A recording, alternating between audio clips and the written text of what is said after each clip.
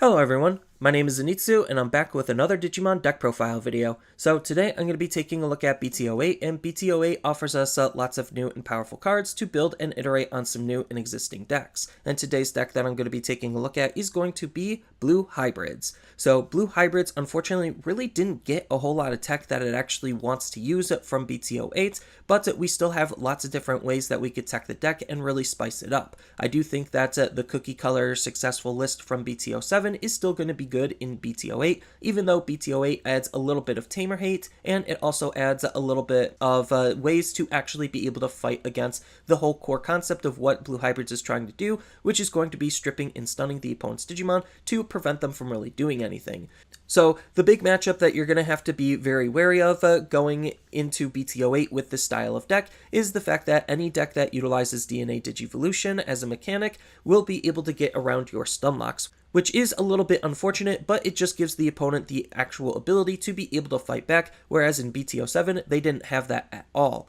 which is what made the deck so powerful. But it's still going to be a really powerful deck going into BT08 if they're not playing around with that type of strategy. So I'm just going to be glossing over the deck really quickly before I get into all of the different tech and tools that you could think about including into the deck to really spice it up for the BT08 meta.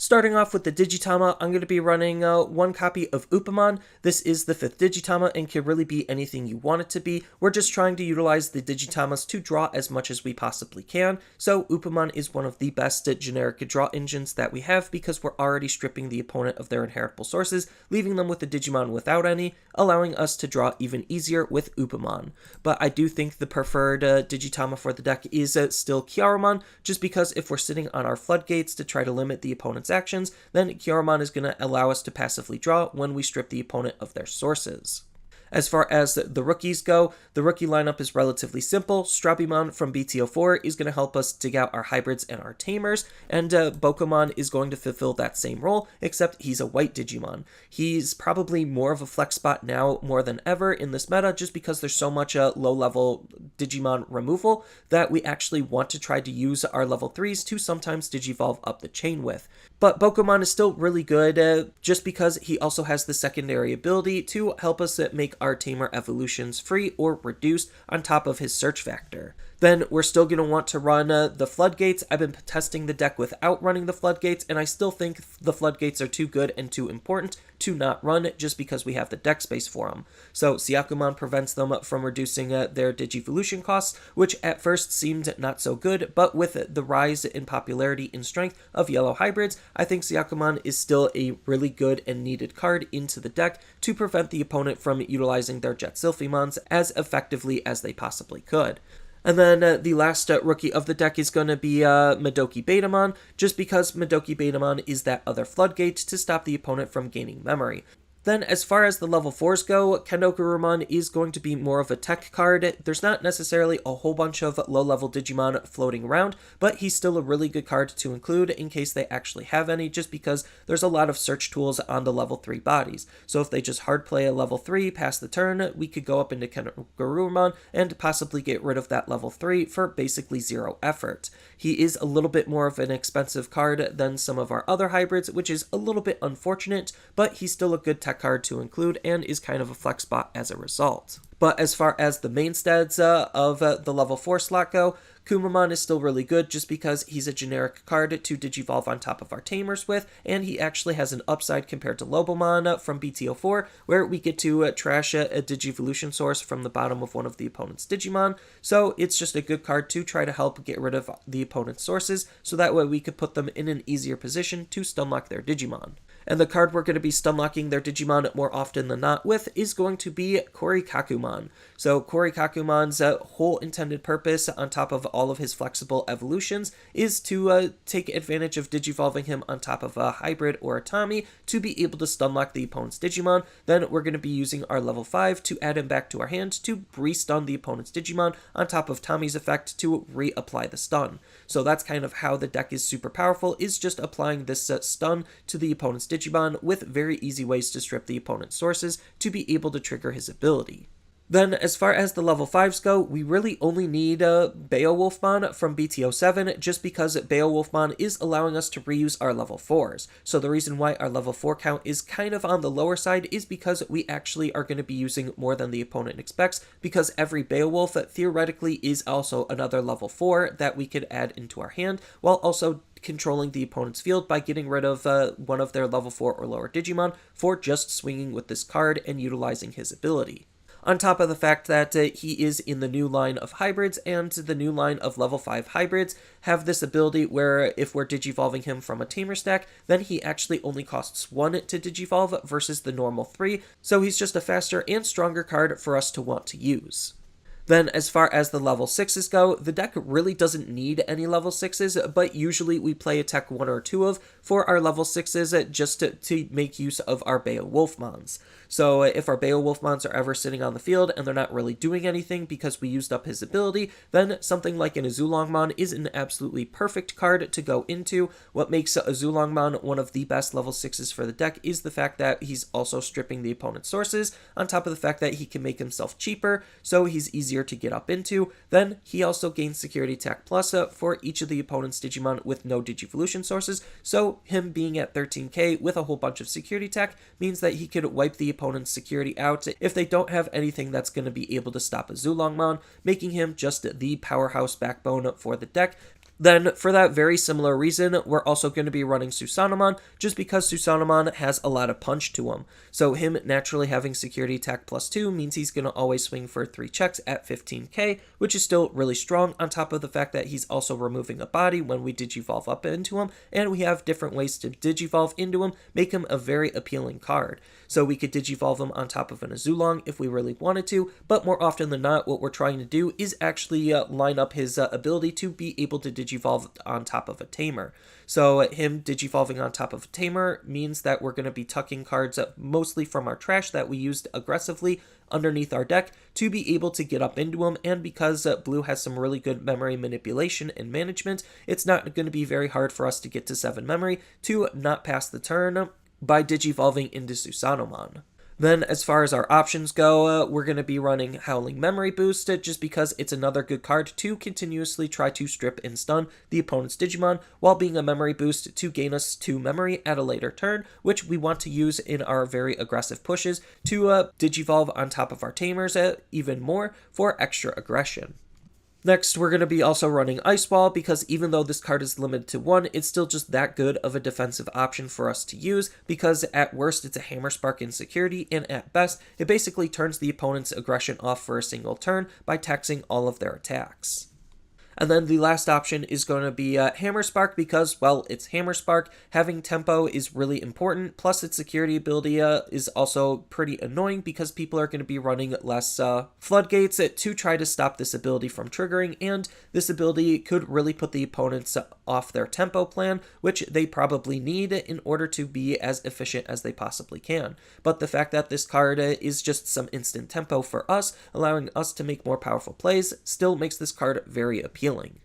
Then our Tamer lineup is going to be something really simple. It's just going to be Fort Davis for consistency, just because playing him means that we're going to be adding an extra card into our hand and fishing for cards that we want out of our deck with his on-play ability, and he's a memory fixing Tamer, so just sitting on him means that we're always going to be starting our turn at 3 memory. We're going to run for Sora and Joe, just because Sora and Joe is another really good card at gaining us lots of tempo. So its ability to gain us 2 memory for the opponent having a Digimon with no Digivolution sources is very easy for this deck, just because we have already lots of ways to strip the opponent's Digimon of their sources and stunlock them, keeping them from trying to attack and suicide with their Digimon. So we have very easy ways to gain that extra memory, and the more Sora and Joe's out, the more extra memory we have compared to something like Davis, but Davis is really good to have multiple copies of, just because he's another easy evolution point for our hybrids. And on top of all of that, Sora and Joe also can help strip the opponent's sources by doing it themselves when our blue Digimon are swinging. And then the last Tamer and last card of the deck is going to be 4 copies of Tommy, just because he is the most important card in the entire deck. So he's going to be the tamer that we want to Digivolve on top of at 9 out of 10 times, just because when we play him, he's going to strip the opponent of a lot of their sources all at once, which will put them inside of that stun lock range. Then on top of that, his when attacking ability to constantly reapply that stun lock is just what's making him a very powerful card to want to use. And then there's still some solid customization and flexibility on what you could do with the deck, depending on the different sub-packages that you want to run, given what you generally like to play and the current state of the meta. So if you wanted to, you could play something like Lobomon from BT04, just because it's still a good generic hybrid to utilize, on top of the fact that we do have some other Strabimons. So we have the BT06 Strabimon to gain us some additional memory when we're attacking to help with our own memory manipulation, on top of the fact that we do have the Strabimon from BT07 to try to help dig out our other hybrids, Susanomon or Koji, which is really important, on top of the fact that we could use them to try to set up our Koji with his on-delete inheritable ability to be even more aggressive. Then a really good level 4 to pair up with him is going to be the promo Lobomon and running the Ancient package just for some extra aggression, just because the Lobomon allows us to warp up into an Ancient when we Digivolve into him, or if we're taking the slow route, then we only need to pay 3 to Digivolve into him, reducing his Digivolution cost by 2. And the Ancient that we're going to be obviously wanting to use is going to be Ancient Garurumon for lots of additional aggression and multiple swings, kind of acting similar to Azulong, but a little bit more on theme with what Hybrids is trying to do, because he could also unsuspend some of our other Hybrids and Garurumon-based cards. On top of the fact that when he dies, he could replace himself, and we have a whole bunch of abilities like the Strabimon to trigger on top of his deletion, so that way we could try to play some of our other cards a little bit easier. And speaking of playing our Koji, we also could run Koji as an alternative tamer for the deck, just because he's another tamer with an inheritable ability that's helping with our memory manipulation, on top of allowing us to play a Magna Garurumon. But if we are playing Koji, then we also could think about playing KendoGarurumon, just because, well, they want to go together, and we could have KendoGarurumon have easy access at the jamming ability. And I think jamming in this meta is going to be a little bit more important to prioritize versus bouncing the opponent's level 3s with your KendoGarurumon of choice. Then, as I stated before, if we're already playing Koji, then we also could think about running Magna Garurumon, just because Koji can be used to Digivolve into Magna Garurumon, and Magna Garurumon is still a good card to try to multi-swing with, gain some additional memory, and bounce the opponent's Digimon back to their hand, while bouncing some of our cards from his inheritable source back to our hand to be able to reuse to continue the pressure.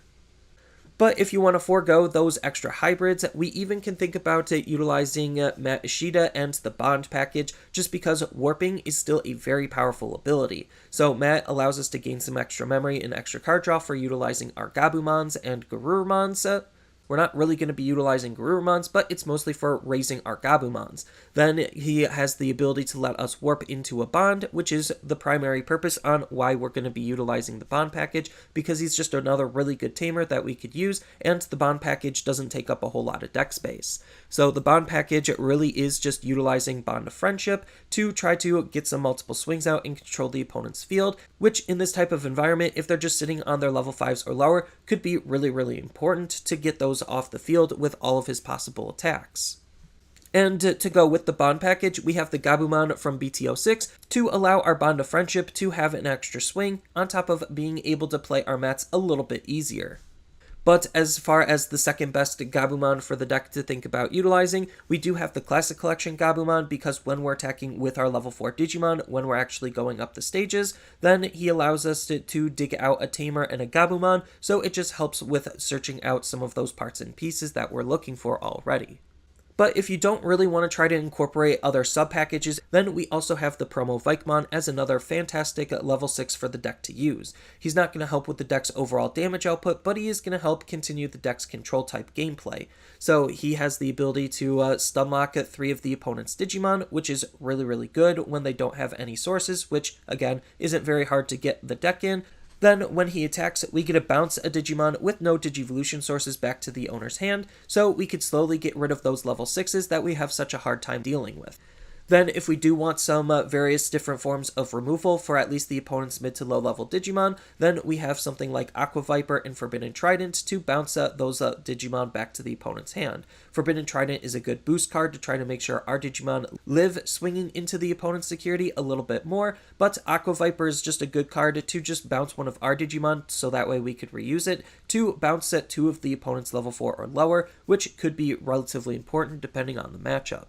Then if you do just want some overall consistency, then we do have something like Blue Memory Boost to just try to dig out our blue Digimon cards and use the delay ability to gain 2 memory at a later turn. Or if you just want some straight up hard removal, then blue has a whole bunch of different bounce options for us to take advantage of. So you could play Rattlestar, you could play Cocytus Breath, you could play Absolute Blast. It doesn't necessarily matter. We're just trying to utilize that type of a card to be able to deal with the opponent's mid to high level Digimon. Then we do have a slew of different tamers that we could run. But if you're looking for a Davis replacement, then TK is probably your next best tamer, just because he's a cheap memory fixing tamer for us to utilize in terms of monetary value, and he allows us to also try to gain some card draw for being aggressive and having our Digimon live, forcing the opponent to respond by hopefully attacking into them to get us some extra card draws. Then as far as one of the new big options from BT08 is going to be Innocent Blizzard to again try to support that strip and stun type of gameplay where we get to trash the bottom 1 Digivolution source off of all of the opponent's inheritable sources, then like Vikemon, stun up to 3 of the opponent's Digimon with no Digivolution sources, trying to double down on that type of gameplay. But if you're looking for something a little bit spicier out of your level 6 slots, then we also could think about running Azulongmon. So the new BT08 Azulongmon is a really aggressive card actually, so when he attacks it's basically the same thing as utilizing a Blinding Ray, which we then could use that memory to digivolve off of a tamer into a hybrid to continue the aggression. And what's crazy about the card is when we digivolve one of our other Digimons, we get to unsuspend it. So if we do have a tamer that's actually suspended, we could use this ability to unsuspend that tamer when digivolving into our hybrids. So it adds even more extra usability and flexibility on what we could possibly do to try to aggress onto the opponent on a level 6 body. But speaking of other level 6s that we could take advantage of, we actually could take advantage of Imperialdramon Fighter Mode. So even though we're not trying to digivolve him on top of Imperialdramon Dragon Mode, to reduce his evolution cost, or at least make digivolving him a little bit easier, we don't necessarily care because we could easily start our turn with 5+ memory. So what this card is doing is acting as some really solid removal for the opponent's high to mid-level Digimon,